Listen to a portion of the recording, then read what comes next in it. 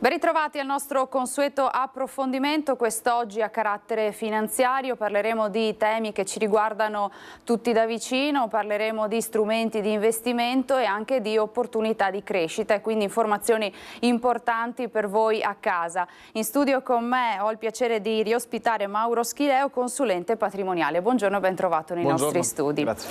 Eccoci, allora lei poco fa fuori onda mi ha detto il nostro lavoro è superare le aspettative. Vorrei che ci aiutasse un po' a capire, ne abbiamo parlato spesso, ma insomma è sempre bene ripeterlo, in che cosa consiste insomma, la sua figura, la sua professione, che cosa ci aiuta a fare? Ma sì, certo, alla fine le famiglie quando mi affidano dei risparmi, insomma, a un consulente finanziario non è che si chiede un rendimento, di solito fondamentalmente mi chiedono prima praticamente tutte le famiglie mi chiedono prima di difendere il loro patrimonio e poi di portarlo a reddito, anche perché è ragionevole questo. Una famiglia non vive di banca, di investimenti, normalmente ha i propri risparmi, ha i propri redditi e accumula ricchezza. Questa ricchezza prima di tutto non deve essere dispersa, erosa, persa, e questo è il primo degli aspetti, e poi, se possibile, deve essere portata a rendimento. Quindi il mio lavoro, quando dico che è superare le aspettative, significa sì difendere il patrimonio veramente e poi portare un rendimento magari qualche punto in più di quello che il cliente si aspetta. Questo genera una certa sensazione positiva nei clienti e innesca nelle famiglie, insomma, innesca un meccanismo positivo che mi dà anche molta soddisfazione, francamente, e che è il bello del mio lavoro. Se ci fosse qualcuno a casa che non è soddisfatto dei costi, dei risultati, delle performance, dei servizi che insomma riesce ad avere dalla propria banca o dal proprio consulente, che cosa si sentirebbe di dire? Ma, sinceramente mi stupisce chi non è soddisfatto della propria situazione e non fa nulla per cambiarla.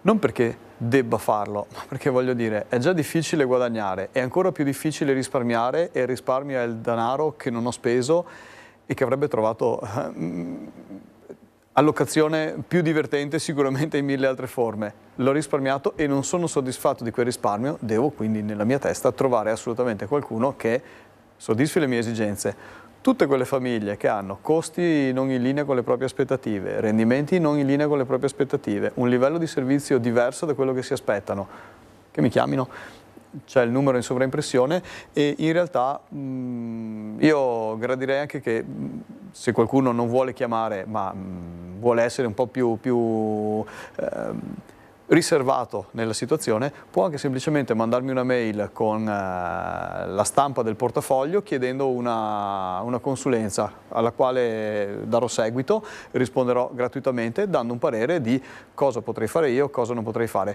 Avrò bisogno di qualche informazione, quali sono gli obiettivi, quali sono i parametri, ma in caso insomma ne parleremo anche via mail, ma sono totalmente disponibile, io con tutto il mio staff, a dare risposte a questo tipo di domande e mi farebbe piacere ricevere i portafogli o insomma le richieste da parte delle famiglie e delle persone che hanno necessità.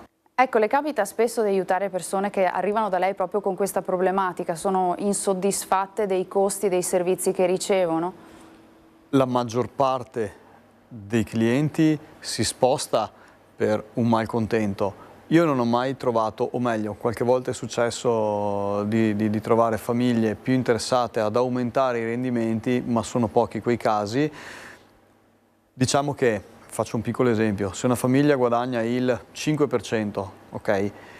E magari c'è un investimento che offre il 6%, per quell'1 in più difficilmente uno abbandona un sistema che funziona, che paga eccetera, perché c'è il concetto di fiducia e di rapporto anche con le persone dall'altra parte. Ma quando c'è un malcontento e una situazione negativa, uno vuole risolvere un problema, questo è quello che muove la maggior parte delle persone, quindi, e addirittura spesso e volentieri anche in una situazione negativa tanta gente non si sposta per rapporto, per abitudine, per tanti motivi. Uno dei motivi per cui sono qui è proprio quello di dare un'alternativa alle famiglie che vogliono risolvere le questioni negative sui portafogli e dare una nuova allocazione a queste risorse, perché di fatto dai, è un aspetto importante. Dopo la salute e la famiglia sappiamo che viene il denaro, infatti sono tre ambiti altamente normati, insomma, non ci si improvvisa in questi settori, ecco. Certo. Ci vuole rispetto, ci vuole anche professionalità. Ricordo nelle puntate precedenti che aveva espresso la necessità di più persone per aumentare la sua attività. È ancora così? È ancora alla ricerca di collaboratori? Qualcuno l'abbiamo trovata, la squadra è cresciuta, sì, sono ancora interessato ci sono ancora un po' di posizioni, insomma 3 posizioni aperte per far crescere la squadra fondamentalmente. Non è un lavoro così semplice, ma uno degli aspetti che secondo me è fondamentale è essere appassionati di finanza, perché al di là del compito specifico di stare con i clienti, insomma la parte quella un po' più commerciale, c'è la parte tecnica, la formazione. Io anche l'altra sera ero a cena con amici, voglio dire, abbiamo discusso del più e del meno come fanno tutte le persone normali, ma alla fine tutte le persone mi chiedevano, presto o tardi qualcuno mi chiede qualche informazione, il mercato, il titolo, voglio dire, è normale, tutti ne parliamo. È 17 anni che faccio questo lavoro, quindi insomma è normale che la gente me lo chieda, ma io trovo molto divertente, questo mi piace parlarne, mi appassiona, io studio, leggo in continuo tutto il giorno, insomma è un lavoro che mi appassiona, cerco gente appassionata che abbia voglia di andare a raccontare alla gente, risolvendo problemi veri, sanando i portafogli, portando risultati, insomma gente che abbia voglia di creare una professione sul serio, non di venire a fare il compitino. Quel tipo di professionisti in questo mercato spesso e volentieri rischiano di fare danni, ecco. Questo è un campo sicuramente ampio e vasto e in continua evoluzione, insomma quotidiana, potremmo dire così. Come si riesce a rimanere sempre formati e aggiornati? Quando lo spiego ai nuovi collaboratori dico sempre che la prima settimana è un lavoro bellissimo, molto divertente, dopo un mese è impegnativo, dopo 10 anni è sfibrante perché il mercato cambia tutto il giorno, tutti i giorni, H24 e in tutto il mondo, la parte di informazione è ampia.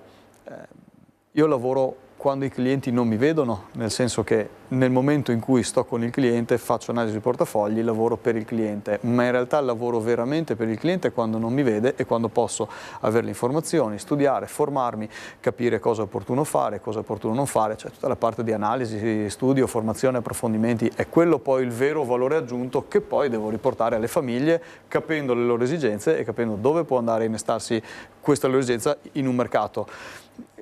È un mestiere interessante, il lavoro insomma deve piacere. Io fortunatamente mi diverto un sacco ancora. E questo è l'importante sicuramente. Ci aiuta a fare, anzi ci faccia un identikit un po' a grandi linee delle persone che lei sta cercando, alle quali, ricordiamolo, lei si occupa anche di erogare una formazione continua, no? Proprio per questo aspetto, il fatto di rimanere sempre aggiornati su tematiche che cambiano alla velocità della luce. Sì, beh, diciamo che c'è una formazione obbligatoria intanto che va fatta per legge, ci sono un certo numero di ore da fare, insomma, online, in corsi, in aula, eccetera. E questa è la parte obbligatoria. Secondo me non è sufficiente affatto, la formazione quotidiana costante invece quella è la parte principale, insomma.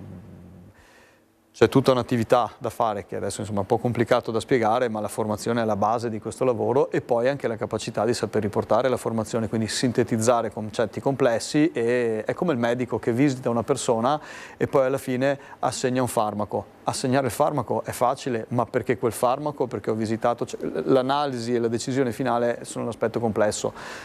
Quindi è quello il vero valore aggiunto. Il medico quanti anni ha studiato per dire quel farmaco? Più o meno, ora l'analogia del medico si adatta bene secondo me, facciamo un po' il medico del risparmio, ecco, nel mio, posso semplificarla così. L'identikit di una persona, secondo me, in questo momento adatta per i ruoli che stiamo cercando, è un giovane 25-35 anni, insomma, in quella fascia, che abbia voglia di crescere e lavorare con impegno, che abbia anche ambizione di anche guadagnare bene, perché questo è un lavoro che ancora permette di guadagnare bene, a cui piaccia certamente questo settore e che abbia anche capacità commerciale, insomma, che sappia un pochettino presentarsi e parlare col pubblico, perché non basta sapere le cose, bisogna anche saperle riportare.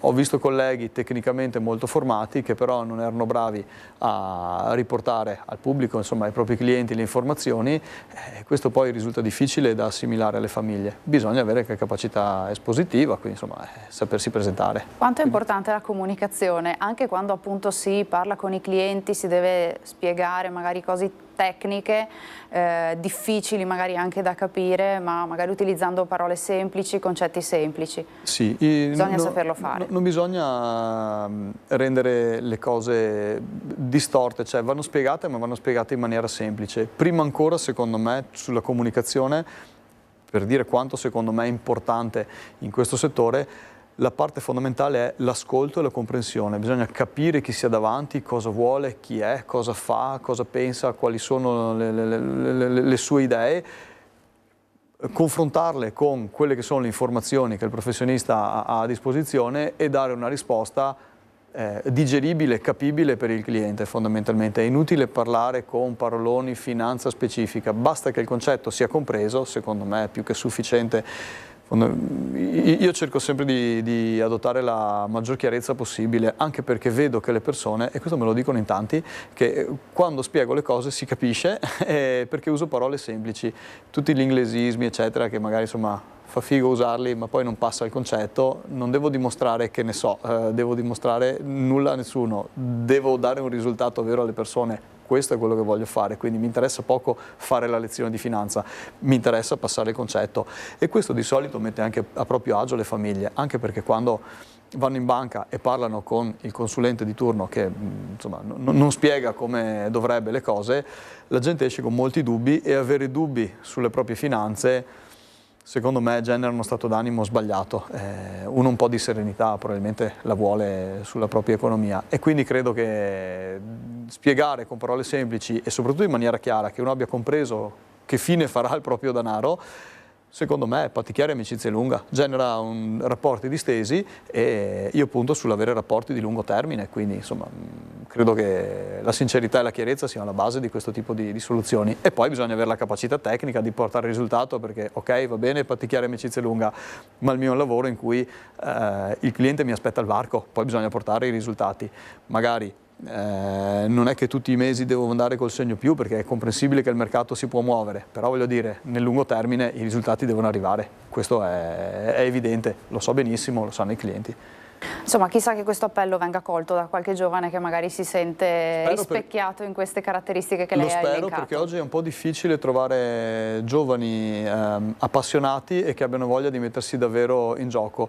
I collaboratori che ho acquisito di recente hanno queste caratteristiche e sono molto soddisfatto di queste persone, sono particolarmente in gamba e soprattutto ci mettono la passione che piace a me, è quello. Anche perché poi voglio dire, ho visto gente magari meno capace ma più appassionata riuscire meglio nel tempo, è una questione di dedizione, dai. Veniamo all'attualità. Taglio dei tassi da parte della Banca Centrale Europea, una prima sforbiciata c'è stata lo scorso luglio, diciamo insomma, una sforbiciata che non ha creato grandi sconvolgimenti perché si è trattato soltanto di uno 0,25. Pochi giorni fa la notizia di un ulteriore taglio, di un altro 0,25, che cosa significa, come si traduce questo ulteriore taglio dello 0,25 per le persone, per le famiglie, per le imprese, che valore ha?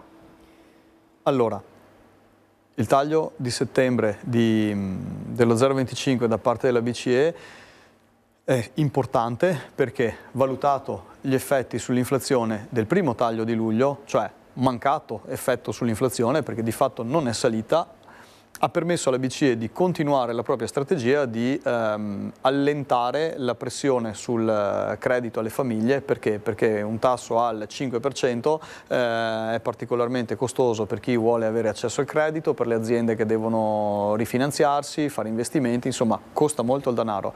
Quindi aver abbattuto questi tassi significa rendere meno costosi i mutui, rendere meno costosi gli investimenti e questo fa sì che le aziende possano risollevarsi.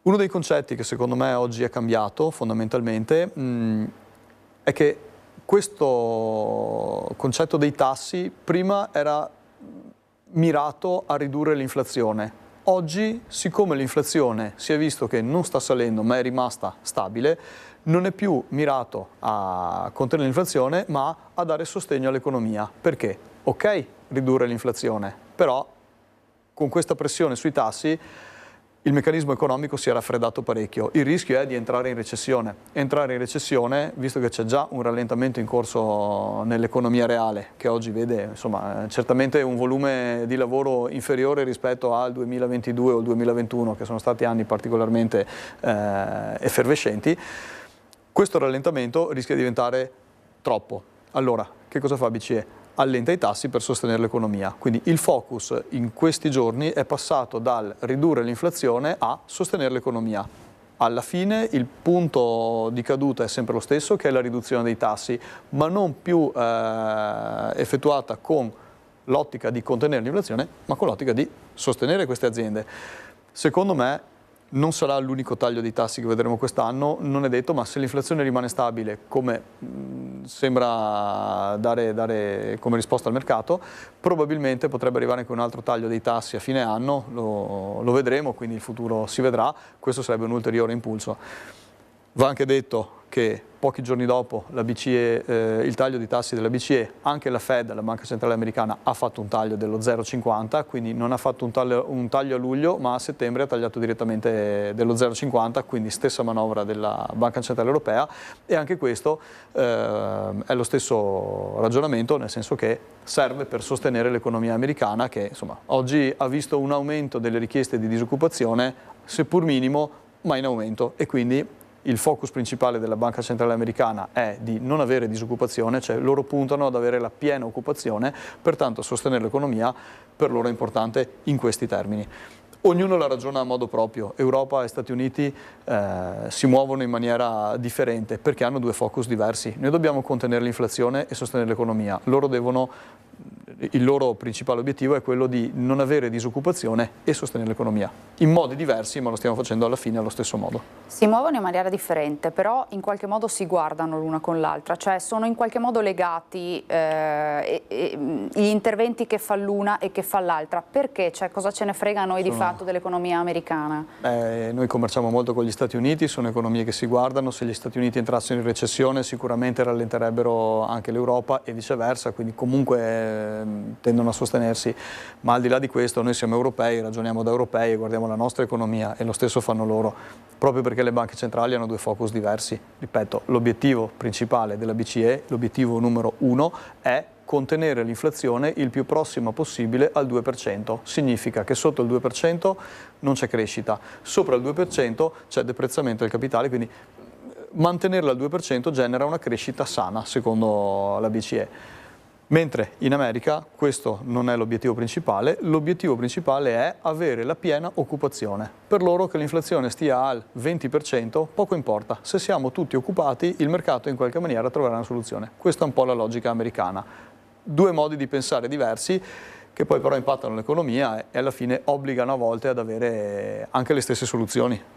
Okay. Strategie sicuramente diverse. In questo caso è stato esattamente così. Il taglio dello 0,25 di settembre si può tradurre anche in un aumento di risparmio, potremmo dire così, nelle tasche delle famiglie? In maniera indiretta sì. Cosa vuol dire? Significa che le famiglie che avevano un mutuo a tasso variabile oggi vedranno una rata più leggera perché questo 0,25 di luglio e il 0,25 di settembre faranno sì che il tasso al posto di essere il 4% sarà il 3,5, 4,5 diventerà 4, insomma verrà ridotto e questo fa sì che la rata da tot passerà un po' di meno, magari la famiglia prima pagava 500 euro al mese e oggi paga 400, questo significa che rimarranno più soldi nelle tasche e questo aumenta indirettamente le scorte di liquidità, cioè minori costi, questo è un po' il concetto. Più di tutto, secondo me, serve per chi deve fare nuovi accessi al credito, perché fondamentalmente le famiglie che intendono comprare casa, investire di fatto, e questo è un settore trainante che poi genera un indotto importante, oggi sono un po' dissuase dall'accesso al credito perché è molto costoso. Via via il ridursi del costo del denaro rende più semplice l'accesso al credito. Oggi è un po' più semplice indebitarsi rispetto a un mese fa. Questo taglio che segnale è stato per i mercati finanziari? Che cosa ha creato? Beh, come sempre il taglio dei tassi è un sostegno all'economia e quindi il mondo della finanza, che si muove diversamente rispetto all'economia reale, prezza già questo vantaggio derivante da un'economia meno costosa e quindi le borse hanno reagito a rialzo. Nonostante in questo momento l'economia reale stia un pochettino arrancando, i mercati finanziari stanno già apprezzando l'impatto positivo. Lo stesso vale per la manovra americana. Quindi le borse hanno reagito bene e questo è positivo, tant'è che ne avevamo parlato nelle puntate precedenti e a gran voce avevo suggerito di fare attenzione al probabile taglio dei tassi di fine anno e in effetti questa manovra è arrivata e i segni più li abbiamo visti, quindi insomma assolutamente positivo. Ecco, come dicevamo... Addirittura oggi, Prego. secondo me, rispetto alle grandi aziende, i titoli quelli più famosi, prendo nella borsa americana i 7 titoli più importanti, Amazon, Facebook, insomma, i Tesla, Microsoft, insomma, le aziende più importanti. Chi verrà impattato maggiormente in positivo, secondo me, dal taglio dei tassi dello 0,50 della Fed non saranno le grandi aziende, ma saranno le medie e piccole, le small e mid cap, piccole e medie aziende. Perché? Perché sicuramente quel tipo di aziende ha necessità di credito e non ha le scorte di liquidità così ampie che hanno le grandi aziende. Queste aziende beneficeranno particolarmente e quindi hanno fatto un segno più immediato fondamentalmente. Questo è positivo. Quindi è cambiato un po' anche il modo di approcciarsi al mercato e come sempre se le famiglie hanno un consulente che insomma le segue come Dio comanda, questo è uno di quei momenti in cui qualche correzione sui portafogli è opportuno farla, un po' di manutenzione, un po' di aggiustamenti, ecco, probabilmente sono opportuni se in linea col profilo di rischio e insomma tutto quello che è corretto fare nei portafogli. Poi questo lo approfondiamo perché è sicuramente una cosa che riguarda tutti. Dicevamo che si prospetta verso la fine del 2024 un ulteriore taglio, sarebbe il terzo dell'anno. Sicuramente questo tipo di interventi non sono scadenziati con una regolarità, ma quando la BCE interviene? Chiaramente quando è necessario, ma da che cosa dipende? Che cosa la fa intervenire con un taglio, che cosa non la fa intervenire con un taglio? Sono diversi i fattori, qua è difficile rispondere con una risposta. Il pool di esperti di BCE, capeggiato da Christine Lagarde, Presidente della Banca Centrale Europea, fa le proprie valutazioni sull'indice della produzione delle PMI, sulla disoccupazione, sull'aumento dei salari, sull'inflazione, su una serie di dati, non solo questi, anche molti altri. Ne ha alcuni che sono più importanti e altri forse un po' meno importanti, ma nel complessivo valuta la situazione generale e cosa è più opportuno fare. In questo caso ha valutato che fosse opportuno un taglio dello 0,25. La Presidente Lagarde non ha dato indicazioni di nessun tipo riguardo a futuri tagli dei tassi. Questo significa che non è che ha negato, ma non ha né confermato né smentito ulteriori aumenti di tassi, è stata possibilista dicendo semplicemente valuteremo man mano la situazione. Credo sia come nel primo caso di luglio. Vediamo se l'inflazione aumenta, se riusciamo a sostenere l'economia, fino a dove dovremo sostenerla e quanto ci costerà in termini di taglio dei tassi. In buona sostanza valutano la situazione nel proseguo man mano che le cose evolvono.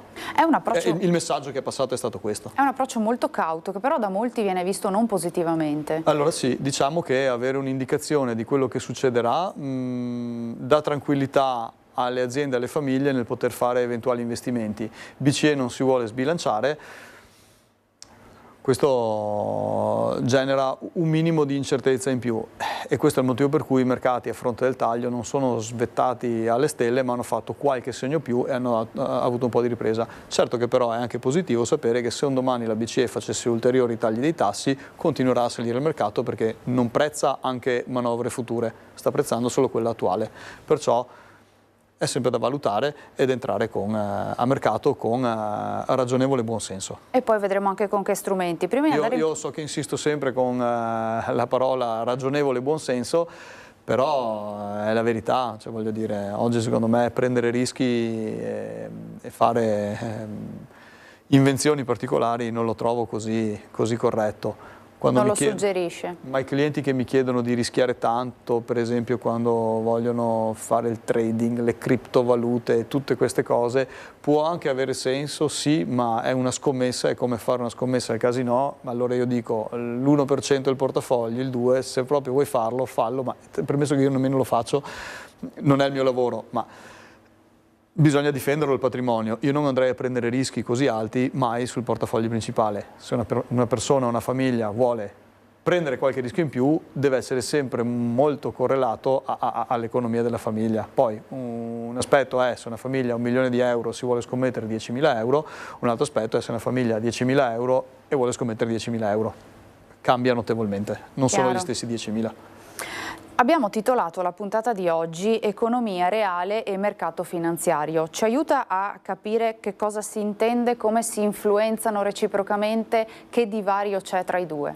Ma allora, l'economia reale è insomma, quella che viviamo tutti i giorni, la produzione delle aziende, i consumi, i beni reali, gli immobili, le attività economiche. Il mercato finanziario sono intese le borse.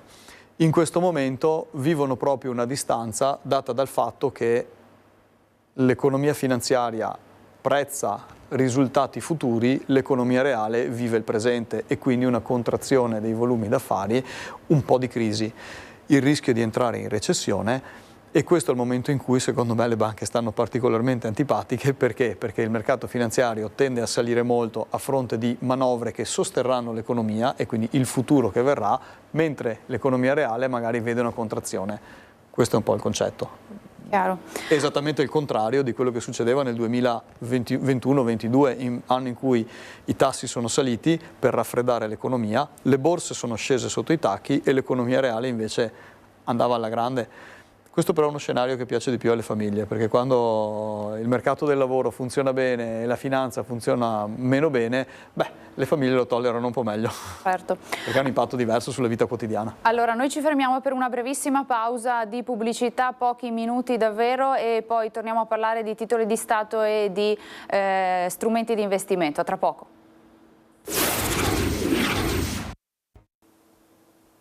Ben ritrovati nuovamente in studio, il nostro consueto approfondimento a carattere finanziario. Con me in studio Mauro Schileo, consulente patrimoniale, che ci sta dando informazioni importanti per capire meglio come investire i nostri risparmi. Poco fa abbiamo parlato di economia reale e di mercato finanziario, che è anche il titolo della puntata di oggi.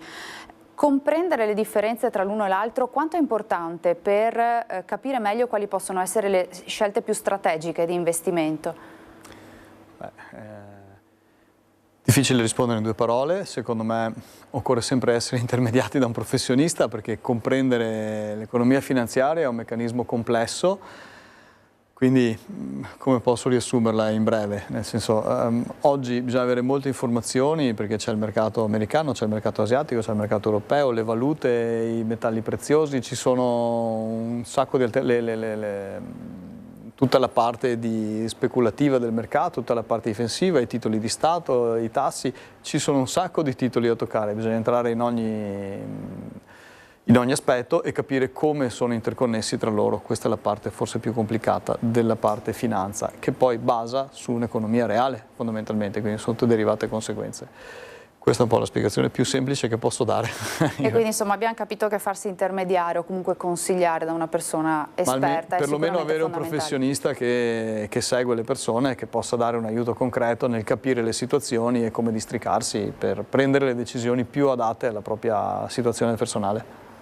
E oggi uno strumento di investimento sicuramente strategico è quello dei BTP, titoli di Stato. Lei molto tempo fa lo disse che poteva essere davvero uno strumento di investimento importante, e chi ha investito, chi l'ha ascoltata ha avuto anche dei rendimenti importanti. Ecco, io vorrei smarcare il fatto che non sono un guru, non ho la sfera di cristallo, non leggo le carte, non prevedo il futuro, ma applico ragionevole buonsenso e vedo i tassi di interesse da parte della BCE ai massimi, questo era circa un anno fa. Vedo dei BTP a lunga scadenza sotto i tacchi, con valori sotto i tacchi, che, voglio dire, garantiti dallo Stato, offrono tutto sommato pochissimo rischio e un'ottima proiezione di rendimento. Ho visto la BCE se avesse continuato ad alzare i tassi avrebbe affossato l'economia, quindi a un certo punto è arrivata ad un tetto dove non era più conveniente, non era possibile farlo. Il ragionamento, il buon senso per chi sta a mercato e valuta tanti aspetti, questa è una delle opportunità che ho trovato fossero più lampanti, l'ho detto a gran voce, secondo me era un'ottima opportunità. A 12 mesi, abbiamo anche le registrazioni, da quando suggerì quell'investimento, oggi chi ne ha approfittato ha portato a casa rendimenti importanti con rischi ragionevolmente contenuti, quindi tra il 10 e il 15%, in alcuni casi anche quasi il 20%, vuol dire hanno guadagnato veramente molto bene. È sempre così? Assolutamente no.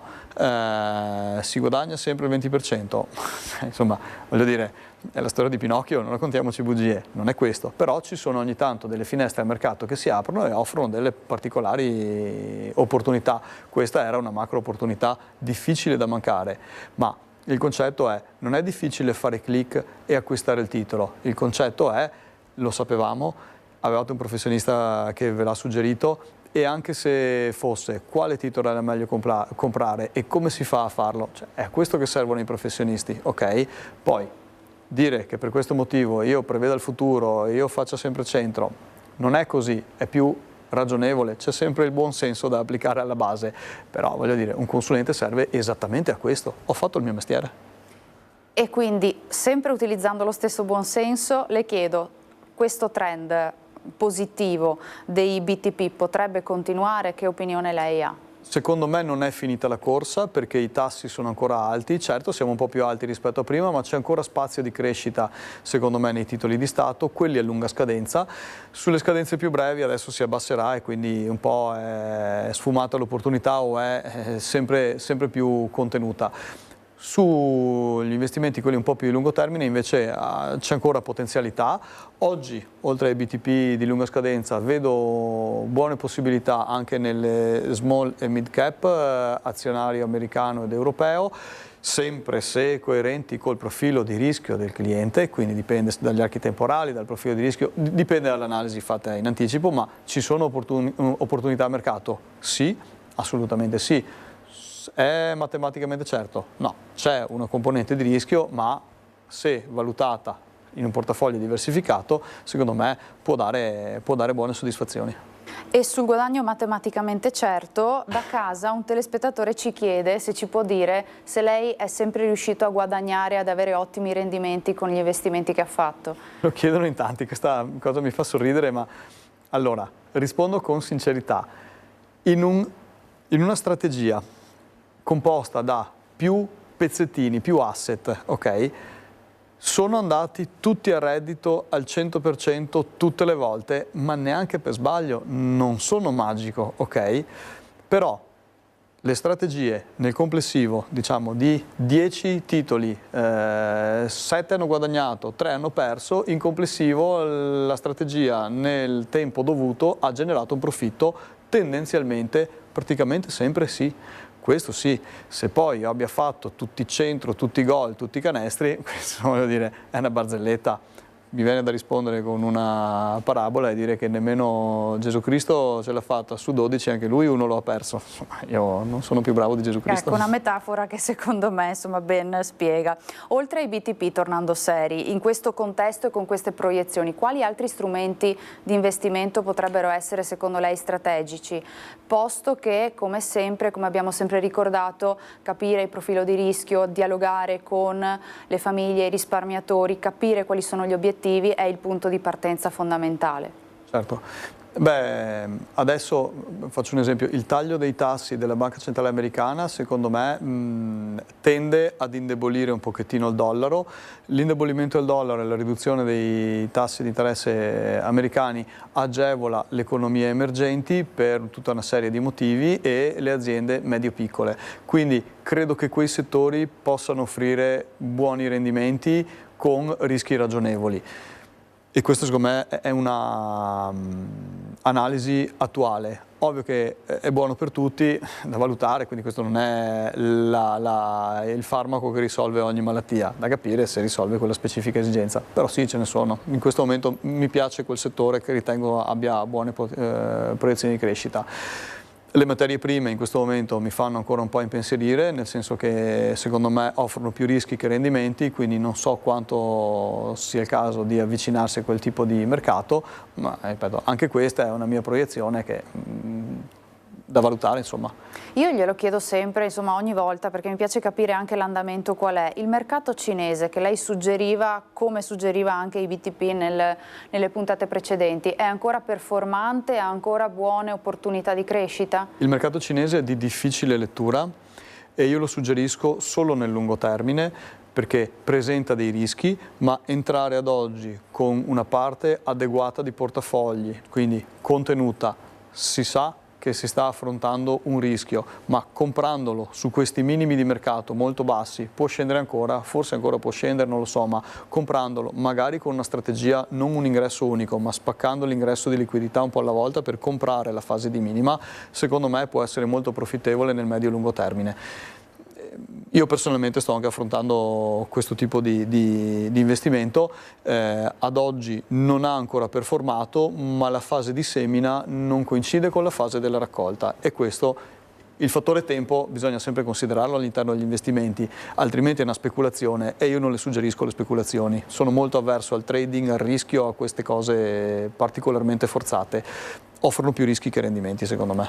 Quindi chi in questo momento ha investito nel mercato cinese e vede un segno meno rosso, non dovrebbe essere impensierito più di tanto? Ma secondo me dovrebbe avere anche un po' di pazienza e capire che ha seminato. È difficile pensare che la Cina tra 10 anni sia un'economia più piccola di oggi. Quindi, se ragionata su questo arco temporale, beh, ho messo tutto il mio capitale lì, secondo me è sbagliato il concetto di base, ma se ho diversificato e quel pezzettino ancora non sta mostrando segni più, diamo tempo al tempo, secondo me arriverà a maturazione e credo anche con tempi inferiori rispetto a 10 anni, ma è da ragionare sul lungo termine. Okay? Che cosa vuol dire lungo termine e che cosa vuol dire breve e medio termine? Allora, in banca 3-5 anni è considerato breve termine. Intorno ai 7 anni, tra i 5 e i 10 anni è considerato medio termine, sopra i 10 anni è considerato lungo termine, medio-lungo termine. Quindi intorno a 10 anni, seminare da oggi al 2034, dire nel 2034 la Cina sarà un mercato più piccolo e che prezzerà valori inferiori ad oggi, mi viene molto difficile pensarlo. Anche questa secondo me è una macro opportunità. Oggi entrare in questo mercato qui secondo me offre opportunità molto buone. Certo c'è del rischio, c'è della volatilità e ci vuole del tempo. Se queste caratteristiche sono allineate alle famiglie che hanno interesse a investire in Cina, io lo suggerisco questo investimento, assolutamente sì.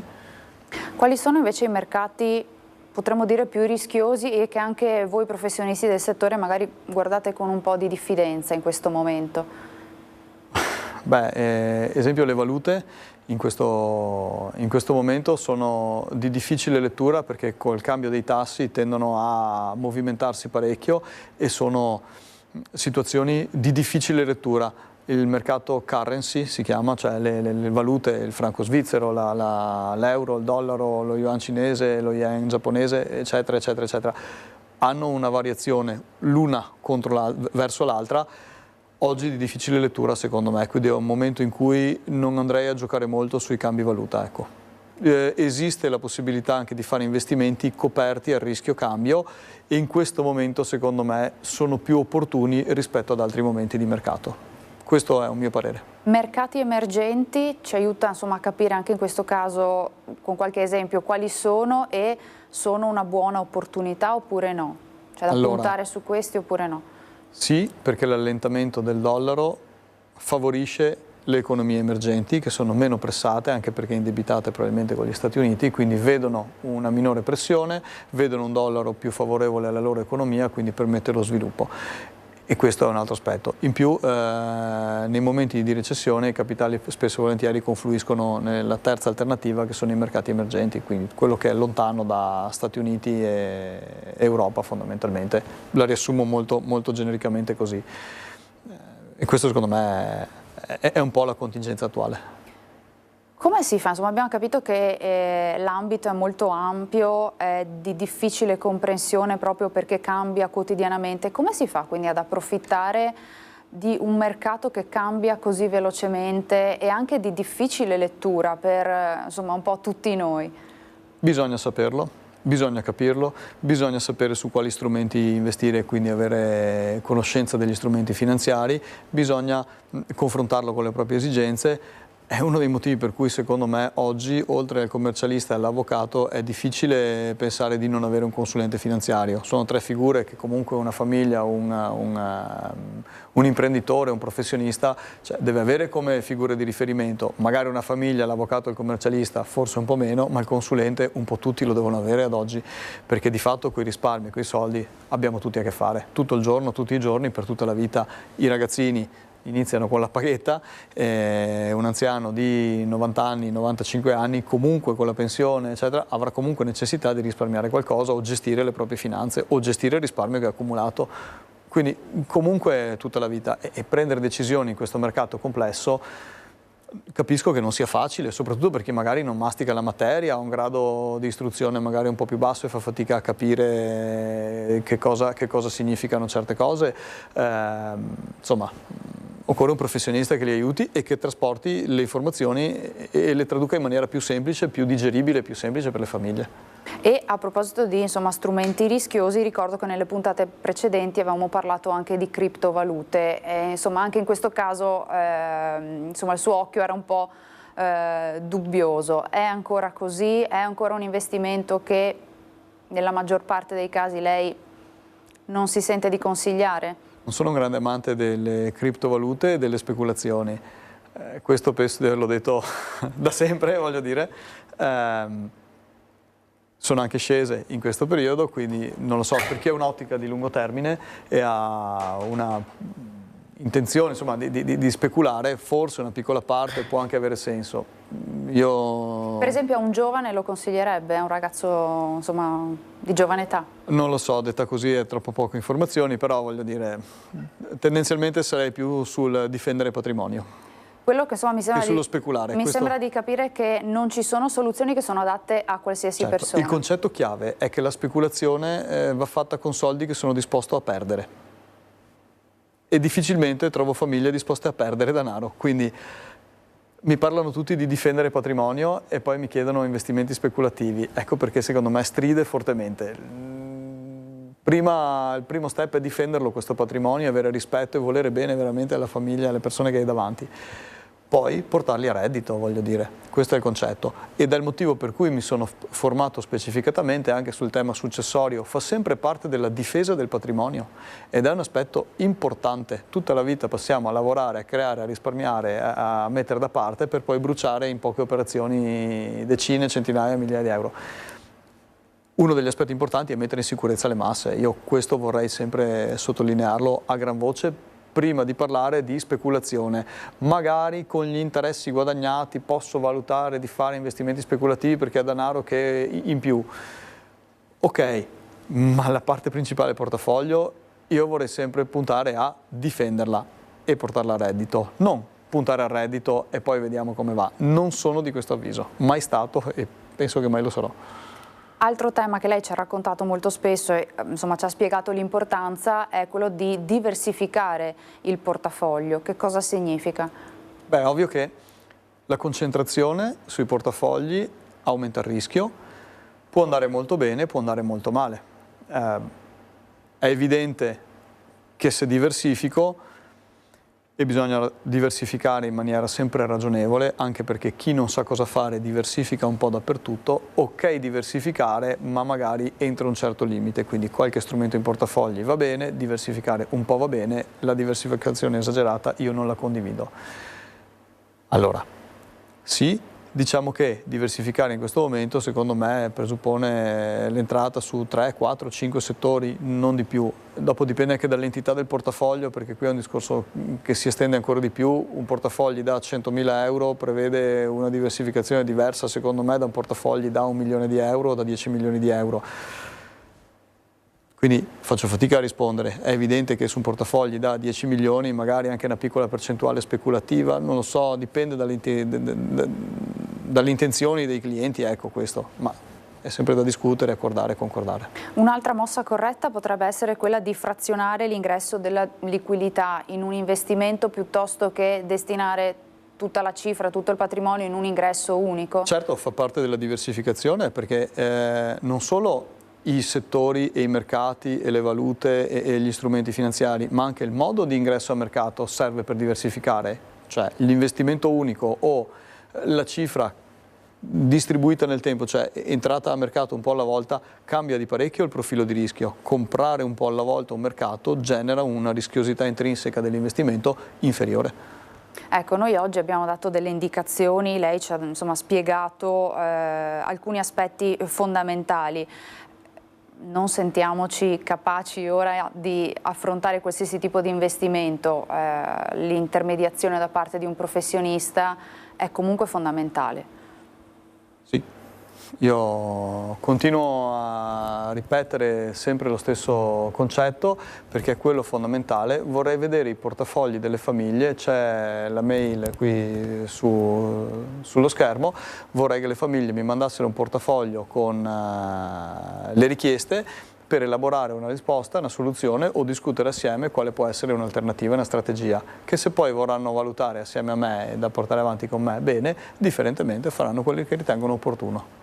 Ultimo tema, proprio perché abbiamo parlato di strumenti di investimento o comunque di settori di investimento che possono essere proficui, oggi si sente molto parlare di cyber security, ovvero di sicurezza informatica. È in forte aumento, anche nel 2023 ha raggiunto uno sviluppo incredibile. Secondo lei anche questo è un trend da poter cavalcare? È un investimento digitale che le piccole e le medie imprese dovrebbero poter valutare positivamente? Lei se ne occupa? Allora, io non mi occupo di cyber security, ma faccio finanza, quindi fondamentalmente noi possiamo acquistare titoli nel settore della cyber security, che non è un trend, ma è un mega trend, cioè una necessità di lungo termine. Le aziende hanno dichiarato che possono tagliare in tanti settori, ma la cyber security non la possono tagliare. Negli anni 90 non avevamo internet e tutte le aziende dovevano dotarsi di internet, oggi ormai tutto gira sul web e quindi tutto questo che gira sul web deve anche essere difeso, quindi le informazioni le dobbiamo difendere. Difendere le informazioni significa cyber security, quindi tutte le aziende che producono sistemi di sicurezza informatica stanno vedendo una crescita in questo periodo e in più sono molto sostenute dai governi. Consideriamo anche che gli attacchi hacker, in Italia non abbiamo molti hacker, questo leggevo alcuni dati interessanti, ma negli Stati Uniti, in Russia, in generale in Europa ci sono diversi attacchi hacker che mettono a repentaglio la sicurezza delle aziende, quindi la cyber security secondo me è un settore assolutamente da tenere sott'occhio con una proiezione positiva nel lungo termine. Mi piace, Ultimi ecco. secondi per esprimere l'ultimo concetto per l'ultimo appello a casa. Beh, l'ultimo concetto è discutiamo l'alternativa migliore a un portafogli mal gestito se avete piacere di farlo. Sarei molto felice di poter dare il mio parere su quelle che sono le posizioni delle famiglie. Vorrei portare un reale beneficio in queste situazioni. Chiaro come sempre, grazie a Mauro Schileo, consulente patrimoniale, grazie di essere stato con noi, grazie a voi di averci seguito da casa, vi auguro un buon proseguimento di giornata in nostra compagnia, arrivederci.